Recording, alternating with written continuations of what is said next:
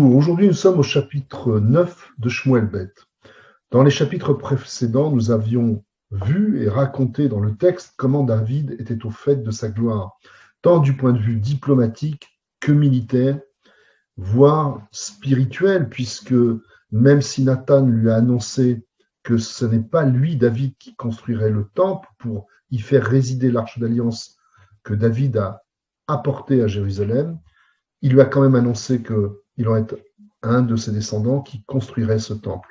Donc David est au fait de sa gloire, et dans ce chapitre 9, on nous raconte comment, malgré ça, bien qu'il aurait pu, comme beaucoup de dirigeants, détruire ses anciens opposants qui restent encore en vie, notamment les fils du roi Shaoul, eh bien David, lui, se préoccupe et montre publiquement, même aux serviteurs des descendants du roi Shaoul, nous allons voir tout de suite comment il se préoccupe de leur avenir et de leur subsistance. Et ça, c'est le trait d'un grand dirigeant que, quand il prend le pouvoir, il s'attelle d'entrée de jeu à veiller à la dignité, aux revenus des gens qui jusque-là étaient ses opposants. Qui plus est, David avait fait une promesse à Yonatan, souvenez-vous, il y avait un pacte entre eux qui disait que Yonatan cédait de toutes les façons ses droits à la royauté à David. Il n'a pas eu malheureusement l'occasion de le faire puisqu'il est mort au combat, Yonatan, avec son père Shaoul. Et là, dans ce chapitre 9, David, donc, il s'inquiète de savoir qu'en est-il devenu de la descendance de Shaoul, envoie ses messagers et fait venir à la cour un certain Tsiva, un personnage aux multiples facettes, comme nous le dit le traité Shabbat 56. Ce Tsiva est un serviteur kénanéen depuis déjà l'époque de Shaoul. Il est, nous dit le verset 10 de ce chapitre 9, Ul Tsiva Hamisha Asarbani Ve'esrim Avadim. C'est quand même quelqu'un qui est important, puisque alors qu'il est serviteur, il a quand même 15 enfants et 20 serviteurs lui-même, ce qui montre qu'il a, malgré son statut social, un grand pouvoir.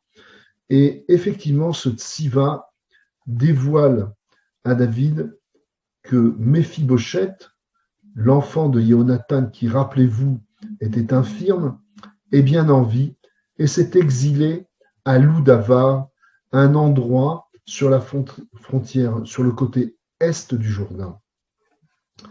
Je reviens au verset 4 de notre chapitre 9. Vayomerlo Hamelech, le roi David interroge Tsiva et lui dit, Efohu, où est-il ce Méphibosheth? Vayomer Tsiva el Hamelech, Tsiva dit au roi, Ineu bet Machir ben Amial beloudavar. Il est dans la maison de Bet Machir, en fait, de Shaoul, à Loudavar. Verset 5, Vaishlach Amer David Vaikach Bet Machir Bet Amiel Milou Davar, et David fait venir Méphibosheth à sa cour en la ramenant de Milou Davar, de Loudavar. Dans les deux cas, ce Loudavar est écrit avec, le loup est écrit avec un Vav, mais les rabbins, dans le traité Shabbat, le lisent avec un Aleph pour souligner l'ambivalence des propos du serviteur Tsiva, qui semble dire à David que Méphibosheth est non seulement infirme, mais est dénué de toute Torah, de toute réflexion, de toute droiture, alors qu'en réalité, quand David va le chercher, il est milou avec un aleph, malé d'avoir plein de choses. Et en dehors de la fidélité de David au pacte avec Yonatan, au respect qu'il doit au roi Shaoul, David apprécie le personnage de Méphibosheth et fait la promesse suivante, qu'il mangera toujours à sa table, c'est-à-dire qu'il n'aura pas de souci de revenus digne de son statut de petit-fils du roi Shaoul. Et David, dans le même élan, engage Tsiva à faire respecter, lui et ses fils et ses serviteurs, les biens et faire prospérer les biens de Méphibosheth de façon fidèle. Cet engagement formel devant presque l'État oblige Tsiva, qui justement et du type de personnage qui, une fois qu'on lui a confié en tant que serviteur la gestion des biens de la maison de Shaoul, pourrait être tenté d'en profiter, ce qu'il ne manquera pas de faire.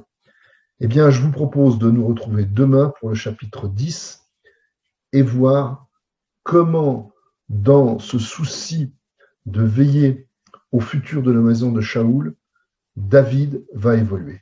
Merci.